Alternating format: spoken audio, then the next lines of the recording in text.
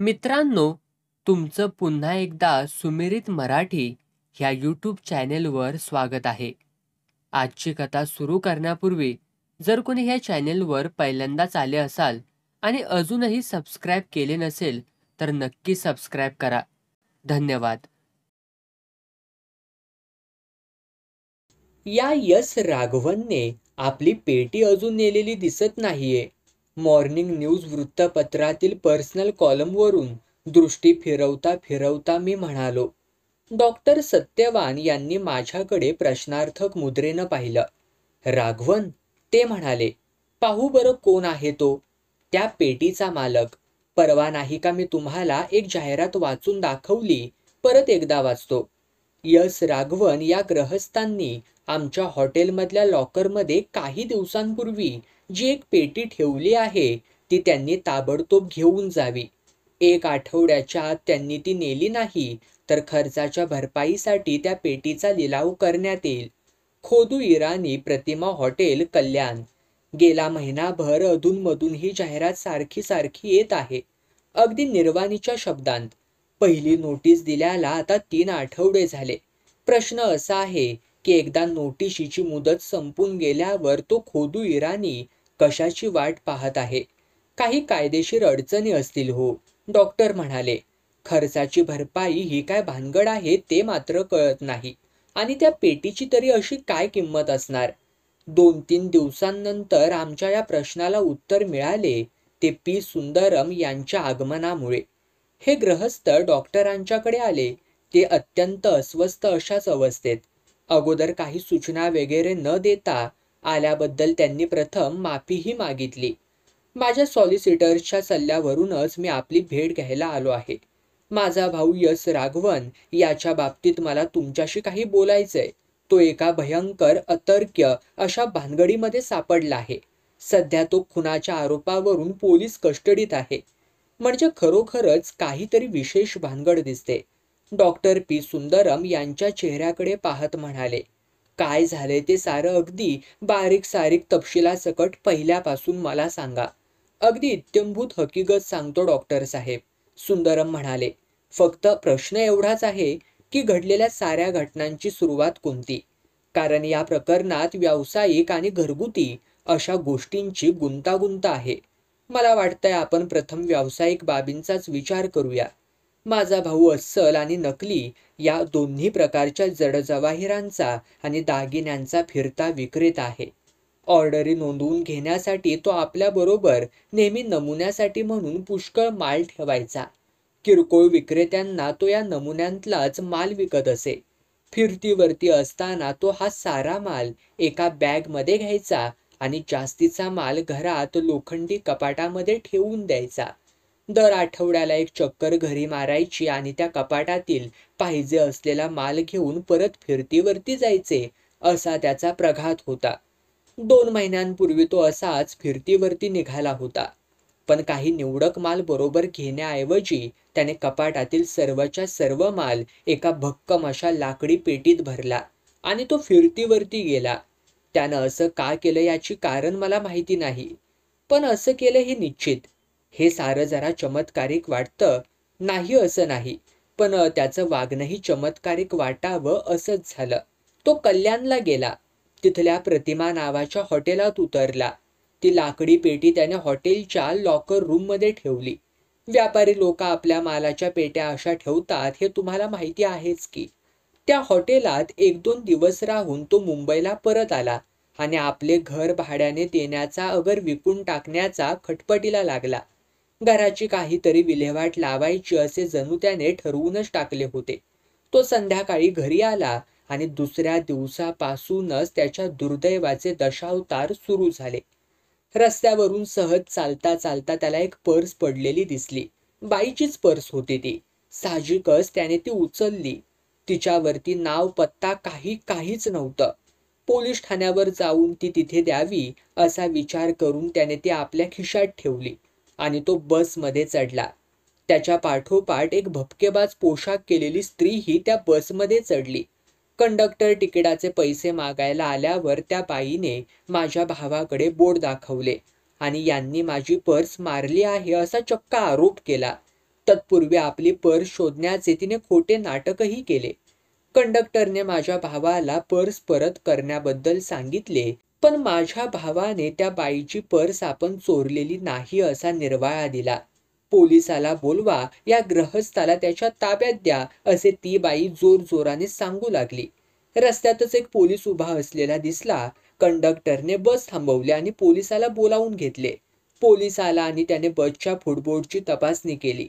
त्याला पर्स आढळली नाही. त्याने कंडक्टरचे नाव आणि नंबर टिपून घेतला. माझ्या भावाला आणि त्या बाईला घेऊन तो चौकीवरती गेला.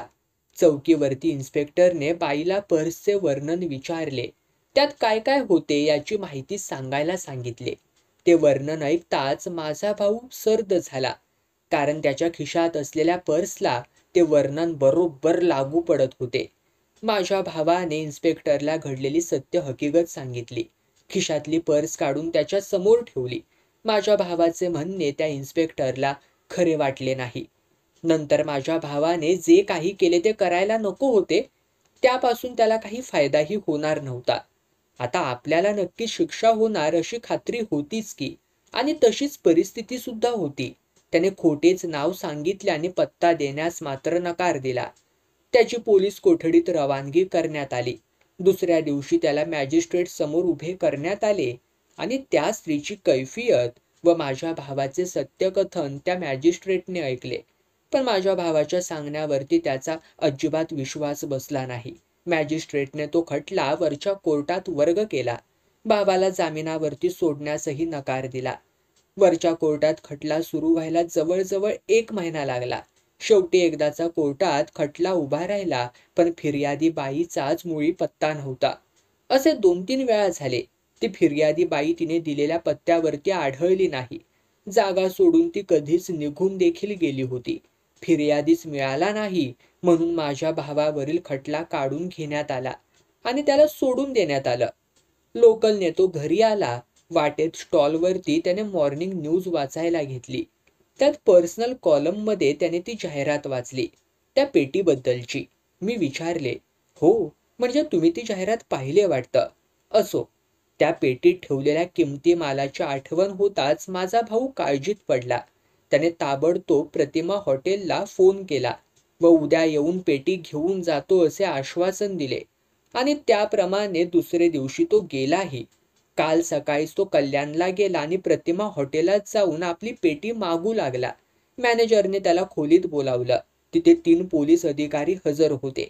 त्या अधिकाऱ्यांनी माझ्या भावाला खुनाच्या आरोपावरून ताबडतोब अटक केली. या खुनाच्या आरोपाबाबत काही सांगण्यापूर्वी माझ्या भावाच्या वैयक्तिक जीवनाबद्दलची हकीकत तुम्हाला सांगणे अगत्याचे आहे. माझा भाऊ अविवाहित होता आणि मला सांगायला जरा अप्रशस्त वाटते, पण सांगितले हे पाहिजेच की. त्याने एक बाई ठेवली होती.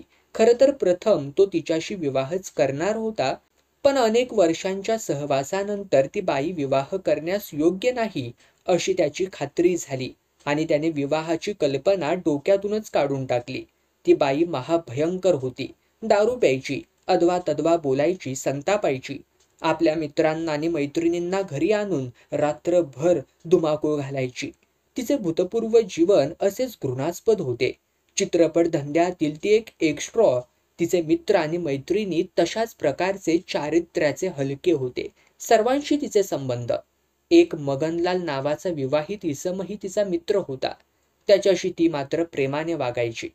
माझा भाऊ अगदी अनिश्चेने तिच्याबरोबर काही वर्षे कसा तरी राहिला.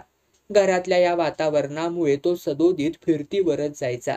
शेवटी एक दिवस त्याला हे सारं असह्य झालं आणि याच वेळी त्याची एका चांगल्या स्वभावाच्या आणि मनमिळावू स्त्रीशी ओळख झाली होती आणि ती माझ्या भावाचे पूर्वायुष्य विसरून जाण्यास तयारही होती. आणि त्याने त्या बाईला म्हणजे शोभा राणीला घरातून हाकलून दिले आणि तिच्या बरोबरचे संबंध तोडून टाकले. पण ती बाई परत आलीच. तिच्या जवळ असलेल्या किल्लीने घर उघडून आत आली. तिचे आणि माझ्या भावाचे खूप खूप भांडण झालं. रस्त्यावरती गर्दी जमली होती. त्या बाईला घरात शिरताना सगळ्यांनी पाहिलं होतं. काही तास ती घरात राहिली. त्या दिवशी घरात कुणी नोकरही नव्हता. माझा भाऊ आपल्या कामामध्ये गुंतला. ती बाई रात्री 10च्या सुमारास निघून गेली. भावाने तिला जाताना पाहिले, पण इतर कुणाच्या मात्र ती बाहेर जाताना दृष्टोत्पत्तीच पडली नाही. ती त्या दिवशी रात्री ती तिच्या स्वतःच्या घरीही गेलीच नाही. ती जी नाहीशी झाली ती कायमचीच. परवा मात्र आपण आता प्रतिमा हॉटेलमधल्या घटनेकडे वळूया. त्या हॉटेलमध्ये माझ्या भावाला अटक करण्यात आली, ती या शोभा राणीच्या खुनाच्या आरोपावरून. या खुनाबाबत भावाला पोलिसांनी थोडीच माहिती दिली. फोन आल्यावरून मी धावत कल्याणला गेलो. तिथे गेल्यावर मला जे काही कळलं ते असं होतं. माझा भाऊ सर्व मालांनी भरलेली लाकडी पेटी घेऊन कल्याणला गेला. तिथल्या प्रतिमा हॉटेलात उतरला. 2 दिवस तिथे राहिला व काही कामानिमित्त मुंबईला आला. ही सारी हकीकत मी तुम्हाला सांगितलीच आहे. भावाला जाऊन 15 दिवस झाल्यावर हॉटेलातील लोक लॉकर रूम मधून कसली तरी घाण येत आहे अशा तक्रारी करू लागले. ही घाण माझ्या भावाने जी पेटी ठेवली होती त्यातूनच येत असल्याचे उघडकीला आले. हॉटेलच्या मालकाने पोलिसांत कळवले. कल्याणच्या पोलिसांनी मुंबईच्या पोलिसांशी संपर्क साधला. चौकशीकरिता माझ्या भावाच्या मुंबईच्या घराला कुलूप आढळले व तो कुठे गेला आहे याबाबत कोणीच काही माहिती देऊ शकले नाही. तेव्हा कल्याणच्या पोलिसांनी ती पेटी उघडली. त्या पेटीत एका स्त्रीचा डावा हात आणि रक्तात माखलेले काही कपडे होते. ती पेटी माझ्या भावाची असल्यामुळे मॉर्निंग न्यूजमध्ये जाहिरात देऊन ती पेटी घेऊन जाण्याबाबत त्याला कळविण्यात आले. दरम्यान अशी बातमी समजली की माझा भाऊ कल्याणला असताना रात्री एका मैदानात झाडाखाली बसलेला होता. हे कळताच पोलिसांनी तिकडे मोर्चा वळवला. झाडापाशी खणल्यावरती त्या स्त्रीचा उजवा हात आणि पायाचे तुकडे सापडले. पेटीत जो हात सापडला होता त्यावर गोंदलेलं होतं. हृदयात बाण मारल्याची आकृती आणि त्याच्या खाली शो रा अशी अक्षरे गोंदलेली होती. गोंदलेल्याच्या अशाच खुणा बेपत्ता असलेल्या शोभा राणीच्या डाव्या हातावरही होत्या असे चौकशीअंती समजले. शोभा राणीच्या परिचित व्यक्तींना तो हात दाखवण्यात आला तेव्हा त्यांनी तो शोभा राणीचाच आहे असे शपथेवरती सांगितले. शोभा राणीला माझ्या भावाच्या घरात शिरताना लोकांनी पाहिलं होतं, पण ती घरातून परत बाहेर पडली असे सांगणारे कोणीच आढळलं नाही. पोलिसांनी माझ्या भावाच्या घराची संपूर्ण झडती घेतली. झडतीत काही सापडले का? डॉक्टरांनी विचारले. ते मात्र मला माहिती नाही, सुंदरम म्हणाले. पण मला असं कळलंय की काही महत्वाचा पुरावा त्यांना तिथे मिळाला. कल्याणच्या पोलिसांना मी विचारले, पण त्यांनी काही सांगण्यास नकार दिला. ते माझ्याशी वागले मात्र चांगले. आता प्रत्यक्ष सुनावणीच्या वेळी साऱ्या गोष्टी उघडकीला येतीलच. मला वाटतं तुम्हाला जेवढी माहिती होती तेवढी तुम्ही सांगितलीत, डॉक्टर म्हणाले. यापेक्षा आणखी जास्त काही सांगायचंय का तुम्हाला? नाही, सुंदरम म्हणाले. माझ्या भावाने जी हकीकत सांगितली त्याबद्दल मला काहीच बोलायचं नाही किंवा मतप्रदर्शित करायचं नाहीये.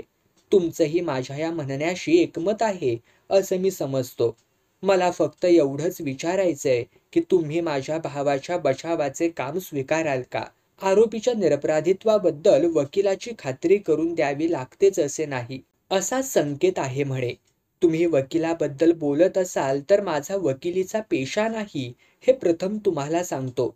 मला जर एखादा माणूस अपराधी आहे असे निश्चित वाटले तर त्याच्या बचावाचे काम मी स्वीकारित नाही. तुमच्या बाबतीत मी या प्रकरणाची कसून चौकशी करीन एवढे मात्र आश्वासन मी देतो. जर मला चौकशीत असे आढळून आले की तुमचा भाऊ खरोखरच खुनी आहे तर मी माझी चौकशी तिथल्या तिथे थांबवीन. मग बचावाचे काम तुम्हाला कुठल्या तरी वकिलाकडे सोपवावे लागेल. पण जर का तुमचा भाऊ निरपराधी आहे असं मला आढळून आलं आणि माझी तशी खात्रीही पटली तर त्याला सोडविण्यासाठी मी माझ्या प्रयत्नांची शिकस्त करीन. बरोबर आहे ना मी म्हणतोय ते? डॉक्टरांनी विचारलं. मला मान्य आहे. माझा भाऊ खरोखरच खुनी असेल तर त्याचा बचाव करण्यात तरी मग काय फायदा आहे? सुंदरम म्हणाले. बरोबर आहे तुमचं म्हणणं मिस्टर. आता मी तुम्हाला 1-2 प्रश्न विचारतो. तुमच्या भावाच्या पेटीत एका स्त्रीचा तोडलेला हात सापडला आहे, त्याबद्दल त्याचं काय म्हणणं आहे? त्याला असं वाटतंय की प्रतिमा हॉटेलात त्यानं ठेवलेल्या पेटीतील जडजवाहीर कुणीतरी काढून घेतले आणि त्याऐवजी तो तोडलेला हात ठेवला. सुंदरमनी सांगितलं.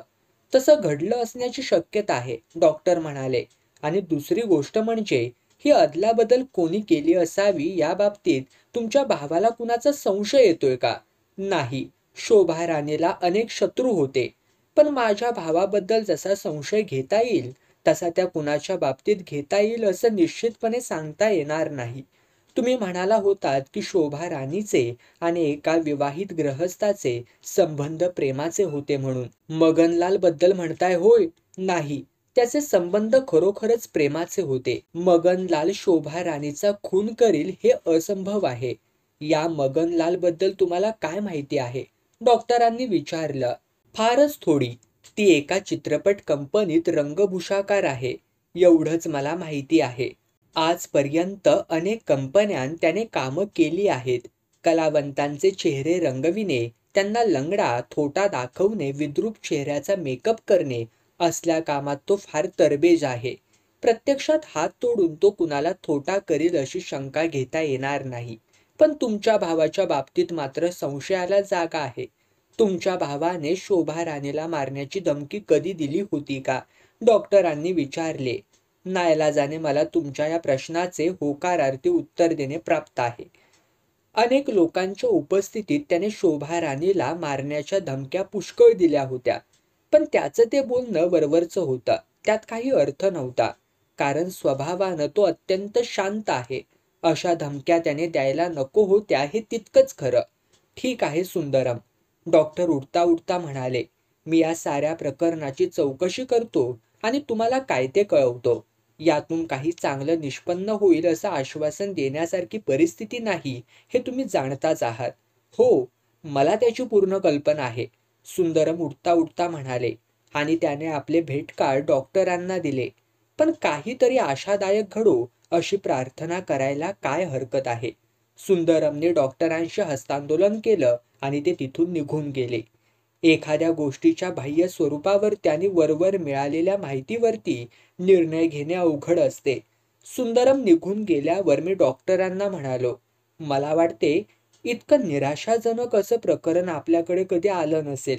आता फक्त यस राघवनच्या घरात त्या स्त्रीच्या प्रेताचे उरलेले अवशेष मिळाले की राघवन विरुद्धची केस अगदी पक्की झाली. तशी एव्हाना झालीही असेल, डॉक्टरांनी सूचित केलं. तसं बघायला गेलं तर त्याची जरुरीही नाही. आत्तापर्यंत उपलब्ध असलेल्या पुराव्यावरून राघवन नक्कीच दोषी ठरेल. प्रश्न फक्त एवढाच आहे की आपल्याला वरवर कळलेल्या या साऱ्या माहितीच्या बुडाशी काय आहे? सुंदरमननी सांगितली तीच माहिती आपल्याला चौकशीत समजली तर बचावाला काही अर्थ उरणार नाही. तुम्ही प्रथम कल्याणला जाऊन चौकशी करणार असाल? मी विचारलं. अर्थातच. तिथे गेल्यावर आपल्याला जर आढळून आलं की सुंदरमननी जे जे सांगितलं ते बरोबर आहे तर पुढे चौकशी करायचं कारणच उरणार नाही.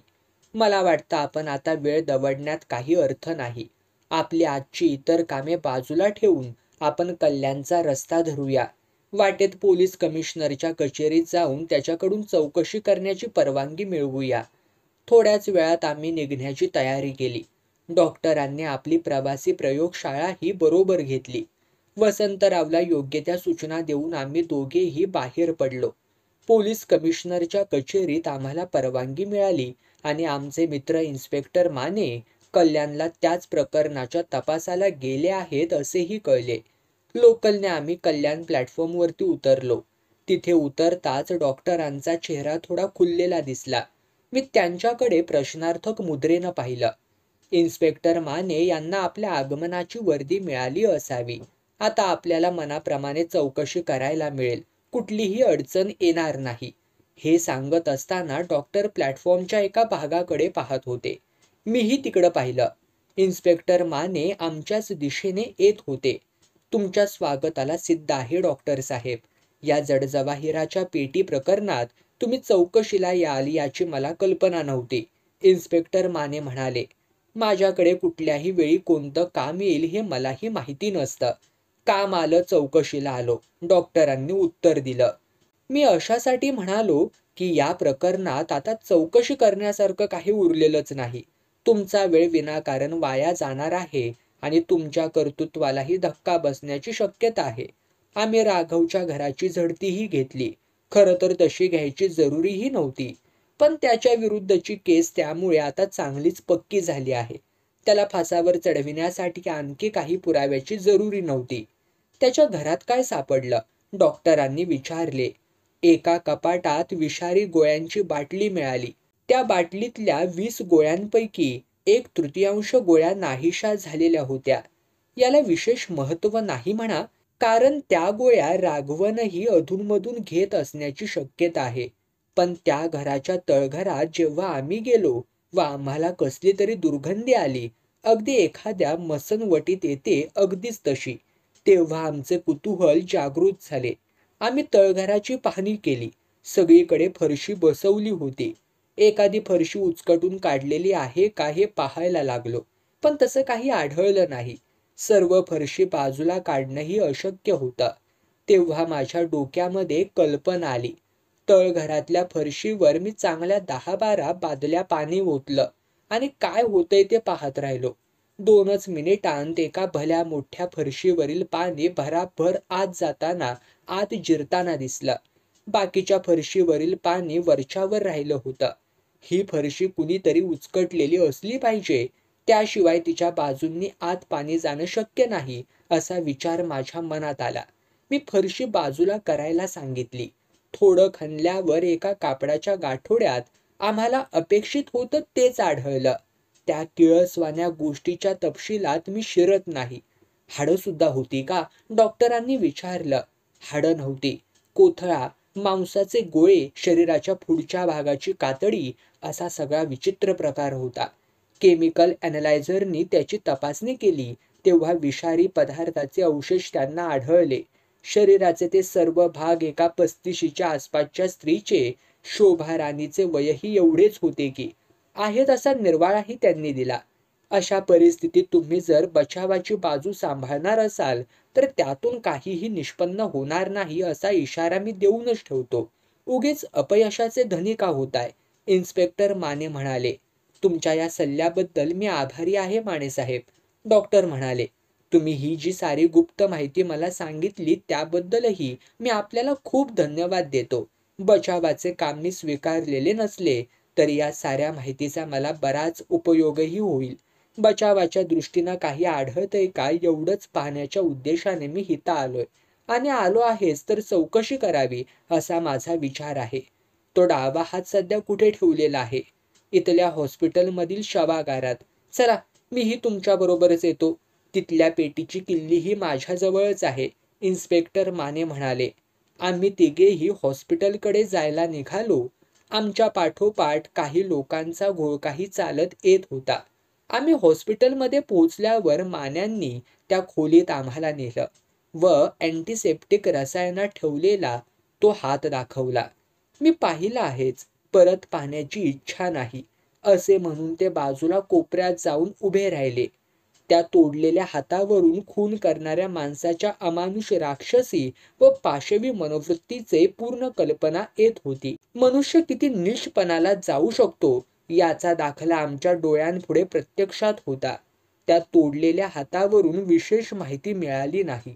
तो हात एका तरुण स्त्रीचा होता हे मात्र निश्चित. मेणासारखा पांढऱ्या फट्ट दिसणाऱ्या त्या हातावर गोंदलेलेही होते. शो रा ही अक्षरे आणि हृदयात बाण घुसल्याची रेखाकृतीही स्पष्टपणे दिसत होती. अक्षरे 1/2 इंच उंचीची होती. मी त्या गोंदलेल्या भागाकडे एकदाच पाहिलं आणि मला शिशारी आली म्हणून मी बाजूला जाऊन इन्स्पेक्टर माने यांच्या शेजारी जाऊन उभा राहिलो. डॉक्टरांनी मात्र तसं काही केलं नाही. ते त्या साऱ्या अवयवांची अगदी बारकाईने तपासणी करीत होते. एखाद्या गोष्टीची ते तपासणी करू लागले की त्या गोष्टीबद्दल त्यांना सांगण्यात आलेली सारी माहिती ते मनातून काढून टाकतात आणि हे काहीतरी नव्यानंच पाहतो आहे अशा भावनेने ते वागतात. त्यांची ही नेहमीचीच पद्धत आहे. एखाद्या अज्ञात व्यक्तीच्या शरीराचे ते अवशेष आहेत असं समजूनच त्यांचं तपासणीचं काम चाललं होतं. त्यांनी समोर असलेल्या साऱ्या अवयवांची मापं घेतली, कातडी पाहिली, बोटांची लांबी व जाडी मोजली. एवढंच काय, पण बोटांचे ठसे सुद्धा घेतले. गोंदण्याच्या आकृतीचीही त्यांनी मापे घेतली. शेवटी त्यांनी आपल्या पेटीतून एक अतिसूक्ष्म दर्शक असं भिंग काढलं व त्या खुणांची अगदी खाली वाकून पाहणी केली. त्यांचं असं म्हणणं असायचं की कुठलीही गोष्ट तुम्हाला पटल्याशिवाय ग्राह्य मानू नका. प्रत्येक गोष्टीची स्वतंत्रपणे तपासणी करा. मनातील सारे ग्रह काढून टाका आणि मोकळ्या मनाने काम करा. त्यांचं आत्ताचं वागणं या त्यांच्या म्हणण्याशी पूर्णपणे मिळतं जुळतं होतं. डॉक्टर रघुवीर, इन्स्पेक्टर माने माझ्या कानाशी लागून सांगू लागले. ही भिंगाचा उपयोग करायची पद्धत डॉक्टर सत्यवान यांच्या अगदी रक्तात भिनलेली दिसते. उद्या एखाद्यानं सचिवालय जर उडवून दिलं तर तिथल्या पडझड झालेल्या गोष्टींची सुद्धा डॉक्टर या भिंगाच्या साहाय्याने तपासणी करतील. पहा ना, त्यांनी आपली दृष्टी त्या हातावरील गोंदलेल्या भागाच्या किती जवळ नेली आहे ते. आमचं इकडे काय बोलणं चाललंय याची डॉक्टरांना गंधवार्ताही नव्हती. त्यांचं तपासणीचं काम चाललेलंच होतं. त्या अवयवांची तपासणी झाल्यावर त्यांनी त्या लाकडी पेटीकडे आपली दृष्टी वळवली.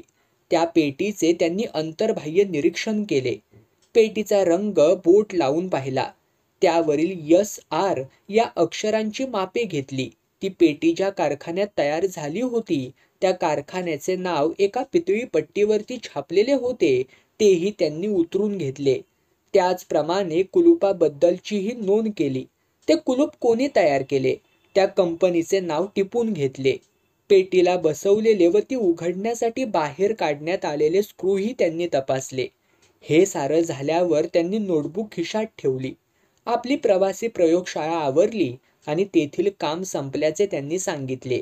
आता आपण प्रतिमा हॉटेलात जाऊया, असे इन्स्पेक्टर माने यांना ते म्हणाले. इथून ते हॉटेल अगदी जवळच आहे, इन्स्पेक्टर माने म्हणाले.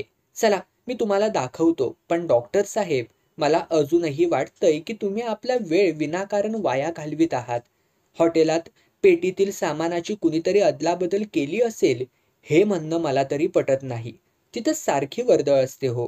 आणि एका स्त्रीच्या तोडलेल्या अवयवाची एका पेटीतून दुसऱ्या पेटीत अदलाबदल करायची म्हणजे महाकठीण मामला. राघवनची पेटी उघडणे कठीण होतं. आम्हाला सुद्धा ती चटकन उघडता आली नाही. आम्हाला ती फोडावी लागली. मग अदलाबदल करणाऱ्या माणसाला ती सहज कशी हो उघडता आली असेल याचा थोडा विचार तरी करा. पेटीची अदलाबदल झालेलीच नाही. राघवनने जडजवाहिराच्या ऐवजी त्या स्त्रीचा हातच त्या पेटीत ठेवलेला होता आणि ती पेटी त्या हॉटेलात ठेवून तो परागंदा झाला. हे पहा, ते हॉटेल आलंच. दारात उभे आहेत ते हॉटेलचे मालक खोदू इराणीच. खोदू इराणींनी आमचे स्वागत केले. आम्ही कोणत्या कामाकरिता आलो आहोत हे सांगितल्यावरती तो आम्हाला आत घेऊन गेला. काही पेय वगैरे घेणार का विचारलं, पण डॉक्टरांनी त्याला नकार दिला. मला एवढंच पाहायचं आहे की या तुमच्या हॉटेलातील क्लॉकरूममध्ये राघवन म्हणतो त्याप्रमाणे पेट्यांतील सामानाची अदलाबदल करता येईल का, डॉक्टर म्हणाले. साहेब, अशी अदलाबदल करणं फार अवघड आहे हो, खोदू इराणीने सांगितलं. त्या खोलीत सारखी वर्दळ असते. लोक सामान आणून ठेवतात, घेऊन जातात. ती क्लॉकरूम आम्ही बंद ठेवीत नाही. दिवसभर ती उघडीच असते. आमच्याकडे उतरणारे सारे प्रवासी बहुतेक आमच्या परिचयाचेच आहेत. मालाची अदलाबदल करणं सोपं काम नाही. सारखी वर्दळ असलेल्या त्या खोलीत ते जमणं तरी शक्यच नाही. बरं, मला असं सांगा, राघवन गेल्यापासून व त्या पेटीत तो तोडलेला हात सापडेपर्यंतच्या काळात तुमच्या हॉटेलात तुम्हाला सर्वस्वी अपरिचित अशी कोणी माणसं उतरली होतीत का, डॉक्टरांनी विचारलं. हो, मफतलाल नावाचे ग्रहस्थ उतरले होते. त्यांच्या 2 ट्रंकाने एक सुटकेस क्लॉकरूममध्ये ठेवण्यात आली होती. त्याचप्रमाणे श्रीमती सुशीला नावाची एक बाईही उतरली होती. तिच्याजवळ खूपच सामान होतं. एक ट्रंक होती, साड्यांची स्पेशल बॅग होती, 2 बास्केट्स, पाण्याचा जग वगैरे. या दोघांशिवाय आणखीही एक ग्रहस्थ उतरले होते. त्यांचं नाव मला आत्ता आठवत नाहीये, पण रजिस्टरवरून कळेल. त्याच्याजवळ 2 मोठाल्या पेट्या होत्या. आपल्याला रजिस्टर पाहिजेय का, खोदू इराणीने विचारलं. हो, पाहूया की, डॉक्टर म्हणाले. खोदू इराणींनी ते रजिस्टर डॉक्टरांना दाखवलं. त्यातील उतरलेल्या व्यक्तींची नावे आणि त्यांच्या सामानाची नोंद डॉक्टरांनी आपल्या डायरीत टिपून घेतली. आता ती क्लॉकरूम बघण्याची तुमची इच्छा असणार, इन्स्पेक्टर मान्यांनी विचारलं. वा इन्स्पेक्टर साहेब, तुम्ही चांगलेच मनगवडे दिसताय, डॉक्टर हसत हसत म्हणाले. चला एकदा ती खोली पाहूयाच आपण. तसं त्या खोलीत पाहण्यासारखं काही नव्हतं. दाराला अंगचं कुलूप होतं आणि किल्ली त्यातच अडकवलेली होती. दारही नुसतं लोटलेलंच होतं. दार लोटल्यावर त्या खोलीचा आतील भाग दिसला. लोखंडी रॅक्सवर नाना प्रकारचे सामान ठेवले होते. ट्रंका, सुटकेसेस, बॅगा यांचे एक प्रदर्शनच तिथं मांडलेलं होतं. ती खोली कॉरिडॉरच्या टोकाला होती आणि जायच्या रस्त्यावर मॅटिंग टाकलेलं होतं. खोलीत असलेल्या माणसाला येणाऱ्या माणसाची चाहूल उशिराच लागली असती. राघवनच्या पेटीतील जड जवाहीर काढून दुसऱ्या पेटीत भरणं आणि आणि त्या दुसऱ्या पेटीतील तो तोडलेला हात राघवनच्या पेटीत ठेवून देणं, एवढं सारं करायला निदान थोडा वेळ तरी लागला असता. ही अदलाबदल चालू असताना कुणी आलंच तर त्या येणाऱ्या माणसाला खोलीत असलेला माणूस चोरीबिरी तर करत नाही ना, एवढा संशय आला असता.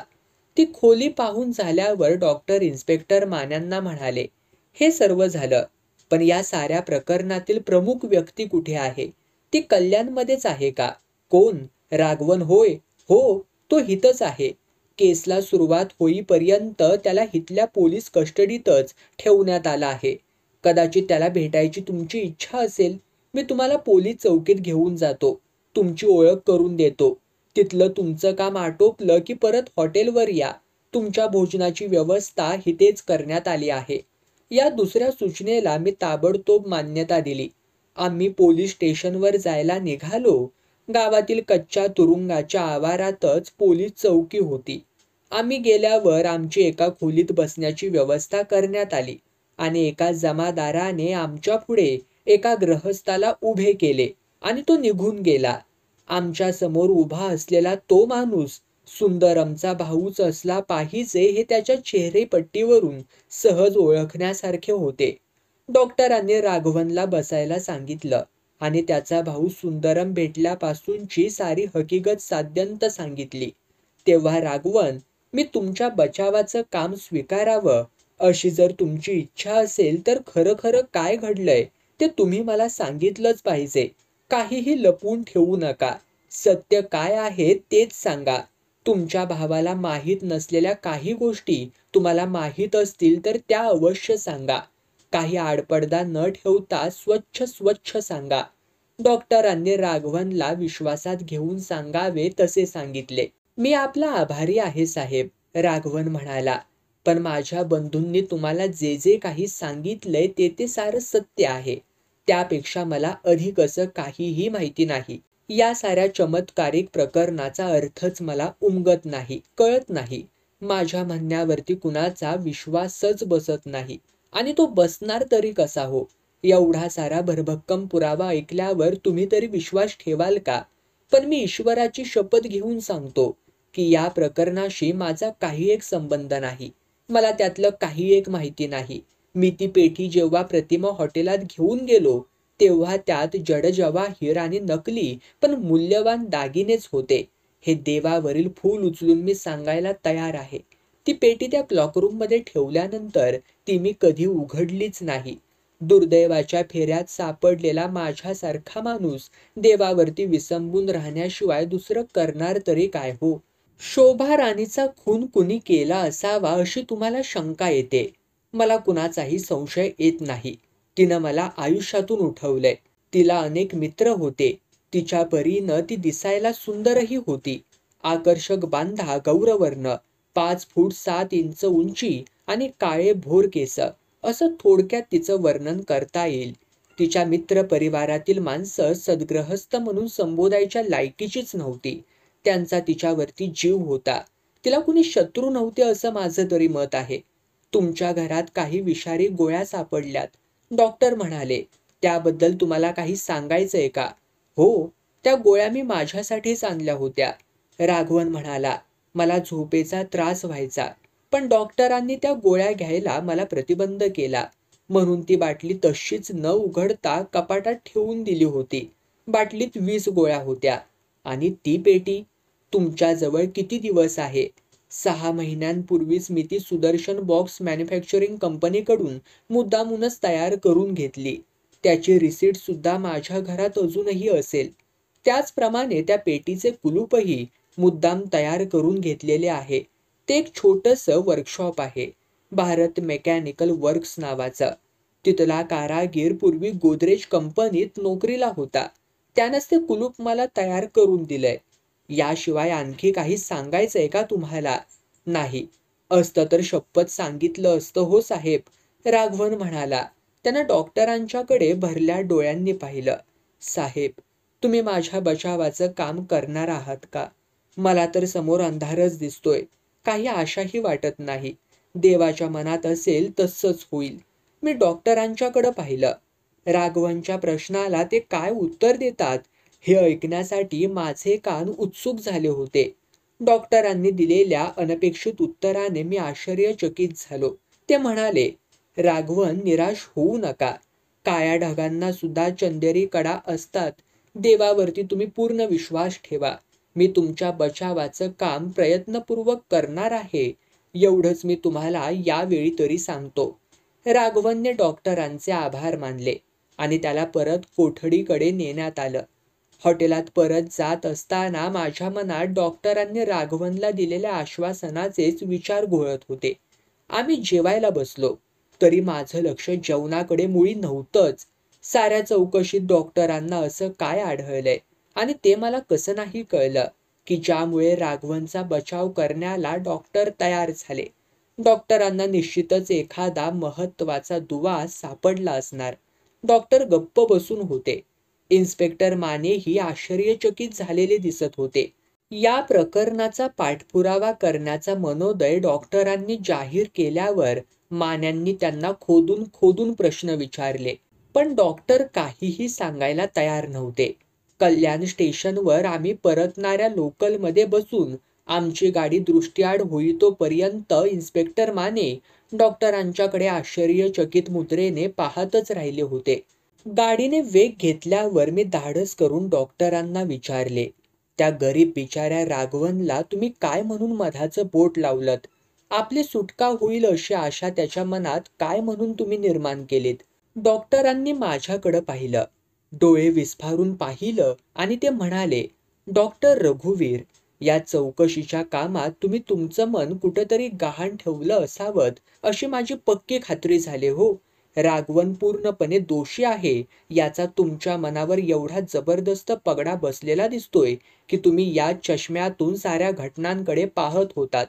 तपास करणाऱ्या व्यक्तीने पुढे आलेल्या घटनांचा अनेक दृष्टिकोनातून विचार केला पाहिजे हे मूलभूत तत्वही तुम्ही विसरलात याचं मला तरी आश्चर्य वाटतंय.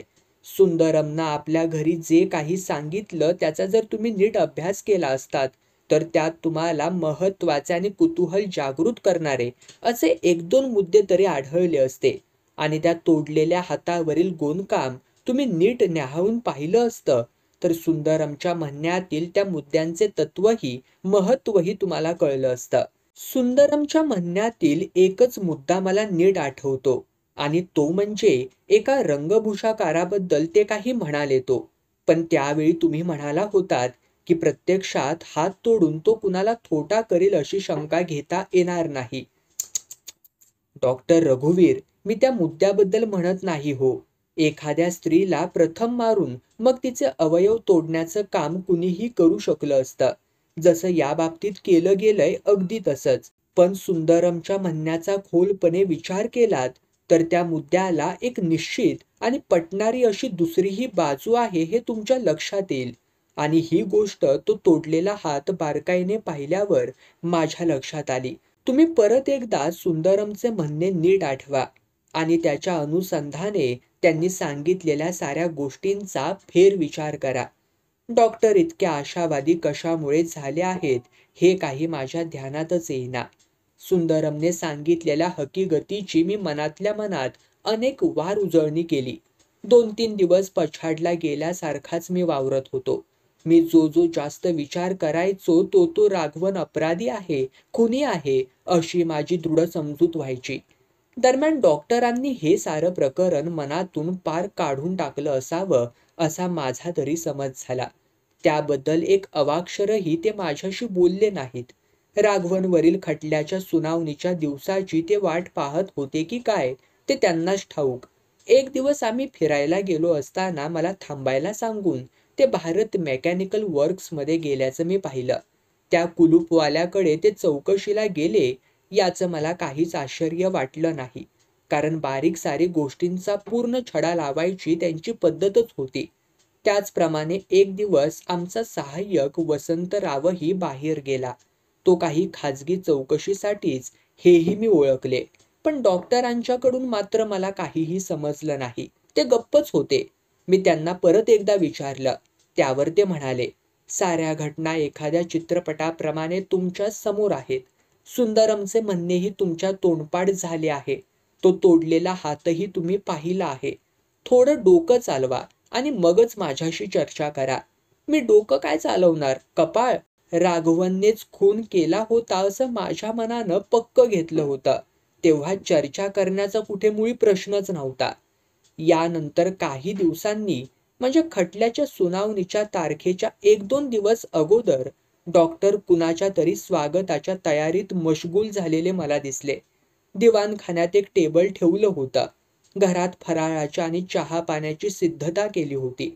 माझ्या चेहऱ्यावरील कुतूहल पाहून डॉक्टर मला आपणहून म्हणाले, मी आज संध्याकाळी इन्स्पेक्टर माने यांना चहा फराळाला बोलावले आहे. राघवनच्या प्रकरणाच्या चौकशीचे माझे काम पूर्ण झाले आहे व त्या बाबतीत मला महत्वाची चर्चा करायची आहे असे मी त्यांना तरी कळवले आहे. पण यात काही धोका नाही ना, मी विचारलं. पोलिसांचा जो दृढ समज झाला आहे त्याला या चर्चेमुळे मदत तर व्हायची नाही ना. बचावाचा तुमचा पवित्रा कसा असणार हे त्यांना अगोदरच कळलं तर ते सावध होतील. आणि तसं काहीही घडणार नाही. खोट्या पुराव्यावरती एखाद्या निरपराध माणसावरती खुनाचा आरोप करून खटला भरणं अन्यायकारकच आहे असे माझे मत मी त्यांना स्पष्ट शब्दात सांगणार आहे, डॉक्टर म्हणाले. डॉक्टरांचे वाक्य संपायला आणि इन्स्पेक्टर मान्यांनी प्रवेश करायला एकच गाठ पडली. माने येताच स्थानापन्न झाले आणि त्यांनी खिशातून एक पत्र बाहेर काढले. डॉक्टरांच्या निर्विकार चेहऱ्याकडे पाहत ते म्हणाले, डॉक्टर साहेब, हे तुमचं पत्र आम्हा सगळ्यांना बुचकळ्यात पाडणार आहे. तुम्ही असं लिहिलंय की राघवनच्या प्रकरणातील सारा खरा, अस्सल आणि पटणारा पुरावा तुम्ही आमच्या समोर मांडणार आहात. पण या साऱ्या गोष्टी तर आम्हाला अगोदरच माहिती आहेत. राघवन फासावर जाणार ही गोष्ट निर्विवाद. मी साऱ्या पुराव्याची परत एकदा सुसंगत अशी मांडणी तुमच्या पुढे सादर करतो. आम्हाला एक मृतदेह आढळला. तो कुणाचा हेही सिद्ध झालं. राघवन याने प्रतिमा हॉटेलात ठेवलेल्या पेटीत या मृतदेहाचा काही भाग सापडला. आणखी काही भाग त्याच्या घरातील तळघरात पुरलेला आढळला. जशा प्रकारच्या विषारी गोळ्यांमुळे त्या व्यक्तीला मृत्यू आला तशाच प्रकारच्या गोळ्याही राघवनच्या घरातील कपाटात आढळल्या. तो मृतदेह एका स्त्रीचा आहे. तिचे आणि राघवनचे संबंध मित्रत्वाचे नव्हते. त्याने तिला मारायच्या धमक्याही दिल्या होत्या. आता यावर तुम्हाला काय म्हणायचे ते सांगा. किंचित रुष्ट झालेल्या इन्स्पेक्टर माने यांच्या चेहऱ्याकडे पाहत व गालातल्या गालात हसत डॉक्टर म्हणाले, माझं म्हणणं मी अगदी एकाच वाक्यात तुमच्या पुढे मांडतो. तुम्ही भलत्याच माणसाला पकडलेले आहे. पेटी ताब्यात घेतलीत तीही भलतीच आणि तुम्हाला जो मृतदेह मिळाला तोही भलताच. डॉक्टरांच्या या म्हणण्याने आम्हा दोघांना एखादा झटका बसावा तसे झाले. माने तर खुर्चीतून ताडकन उठूनच उभे राहिले. डॉक्टरांच्याकडे आ वासून पाहू लागले. झटका ओसरल्यावरती ते म्हणाले, डॉक्टर साहेब, हे तुम्ही काहीतरी अजबच सांगताय बघा. निदान ते तसं नसावं असं मला तरी वाटतंय. तुम्ही म्हणता की भलताच मृतदेह आम्हाला मिळाला. ते हो कसं काय? होय, शोभा राणी ही शरीराने जरा स्थूल होती. तिची उंच 5 फूट 7 इंच होती. तुम्हाला ज्या स्त्रीचा मृतदेह आढळलाय त्या स्त्रीची उंची 5 फूट 4 इंचच होती, डॉक्टर म्हणाले. हे काहीतरीच काय. तुकडे केलेल्या देहाच्या अवयवावरून अगदी फुटात इंचात उंची सांगणं कठीणच आहे. तुम्ही त्या गोंदलेल्या खुणा विसरलेला दिसताय. त्यावरून तो देह शोभा राणीचाच होता ही गोष्ट सिद्ध होत नाही का? काहीतरीच बोलण्यात काय अर्थ आहे. तिथेच तर ज्ञानबाची मेक आहे. शोभा राणीच्या डाव्या हातावर गोंदलेल्या खुण्या होत्या. पण तुम्हाला ज्या स्त्रीचा मृतदेह सापडलाय त्या स्त्रीच्या हातावर तशा खुणाच नव्हत्या. नव्हत्या? माने एकदम किंचाळल्यासारखे बोलले. डॉक्टरांच्या अगदी जवळ आले. आता ते त्यांच्या समोर खाली बसणार असं मला तरी वाटलं. तशा खुणा मी पाहिल्या आणि तुम्हीही प्रत्यक्ष पाहिल्या आहेतच की. मी जिवंत स्त्रीविषयी बोलतोय, त्या मृतदेहाबद्दल नाही. डॉक्टर म्हणाले, तुम्ही गोंदलेल्याच्या ज्या खुणा पाहिल्या त्या मरणोत्तर गोंदलेल्या होत्या. याचा अर्थ ती स्त्री जिवंत असताना तिच्या हातावरती गोंदलेलं नव्हतंच मुळी. काय म्हणताय काय तुम्ही डॉक्टर? खरं सांगता आहात की चेष्टा करताय आमची? गोंदण्याची क्रिया मेल्यानंतर केलेली होती म्हणता? होय. मी जेव्हा त्या प्रखर भिंगातून तपासणी केली तेव्हाच माझ्या ते लक्षात आलं. गोंदण्याची कृती कशी करतात ते तुम्हाला माहिती असेलच. प्रथम विशिष्ट प्रकारच्या शाईने आकृती काढली जाते. नंतर तीक्ष्ण अशा सुईच्या सहाय्याने त्या आकृतीवरती चोचवल्यासारखे करतात. ती शाई सुईने पाडलेल्या छिद्रांतून आतमध्ये जाते. जिवंत माणसाच्या बाबतीत ही छिद्रे ताबडतोब भरून येतात. एखादी जखम भरून यावी ना, अगदी तशी. पण मृत माणसाच्या त्वचेवरील छिद्रे भरून येतच नाहीत. ती तशीच उघडी राहतात. प्रखर अशा भिंगातून ती स्वच्छ दिसतात. तशी ती मला भिंगातून दिसली. अजब आहे. मेलेल्या माणसाला गोंदलेलं मी कधी ऐकलेलंच नाही. तुम्हीच काय तसं कुणी ऐकलेलं असण्याची शक्यताच मुळी नाही. पण ही कला रंगभूषाकारांना अवगत आहे. डॉक्टर म्हणाले. हो, त्यांचा काय संबंध? माने यांनी विचारलं.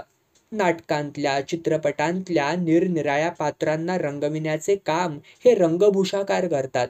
चांगला चेहरा भेसूर दाखवणं, एखाद्याला लंगडा आणि थोटा दाखवणं, तोंडावरती नसलेला तीळ काढणं आणि तो खरा भासवणं, गोंदणं ही सारे ते करू शकतात.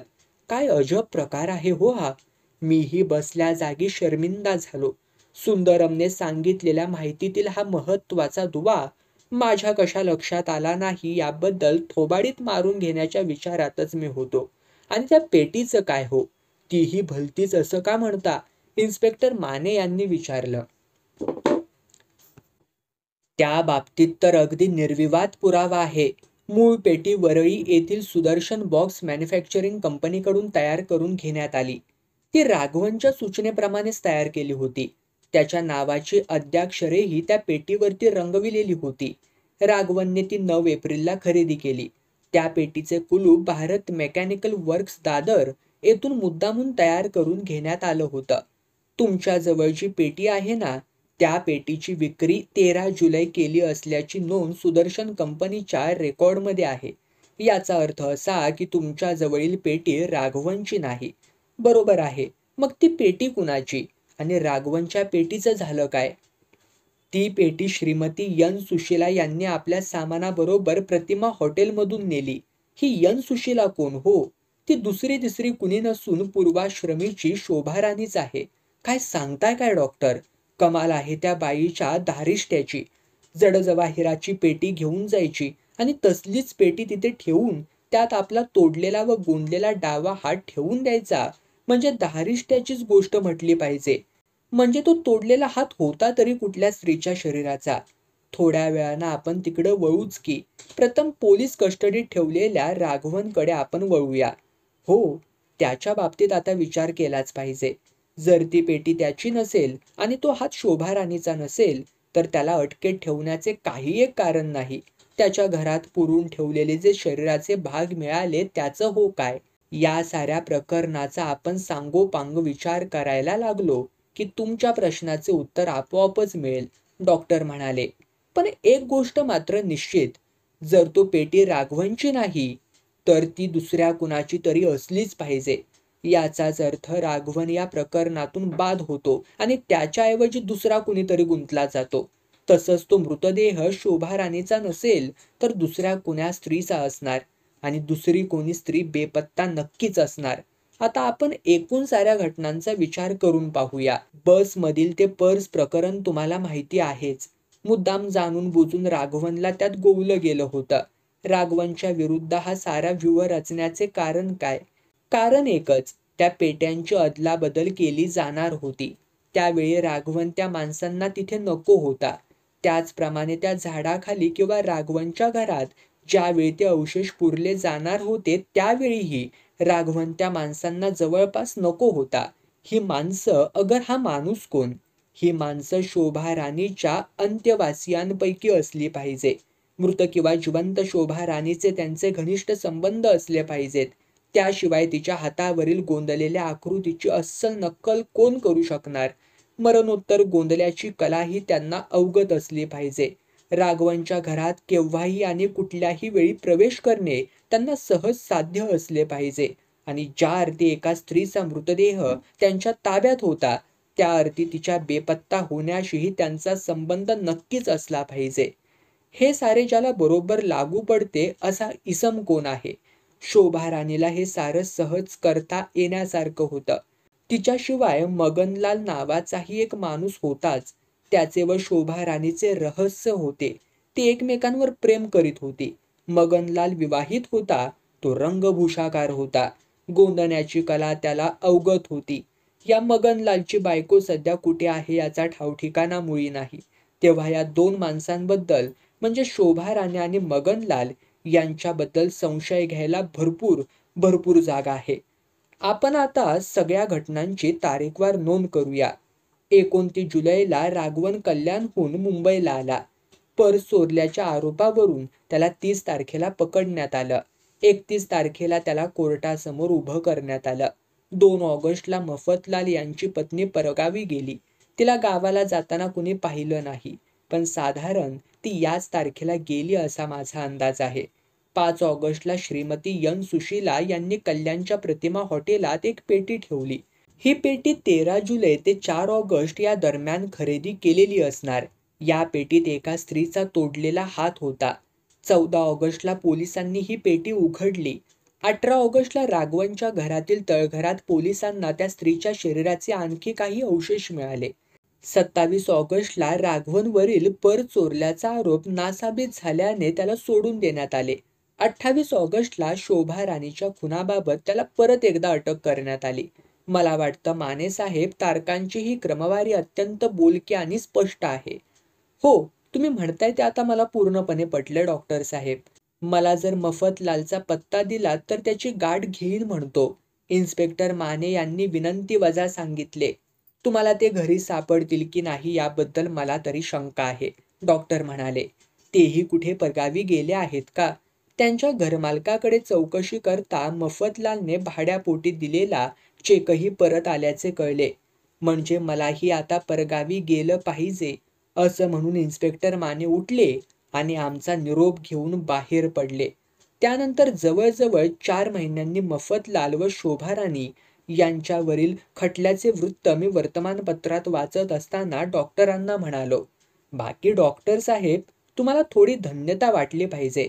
कारण मफतलालला फाशीची आणि शोभा राणीला 15 वर्ष सश्रम कारावासाची शिक्षा ठोठावल्यानंतर न्यायाधीशांनी खुनाचा तपास कुशलतेने लावल्याबद्दल पोलिसांना शाबासकी दिली आहे व गोंदण्याच्या खुनांचा खोटेपणा सिद्ध केल्याबद्दल मुद्दाम उल्लेख केला आहे.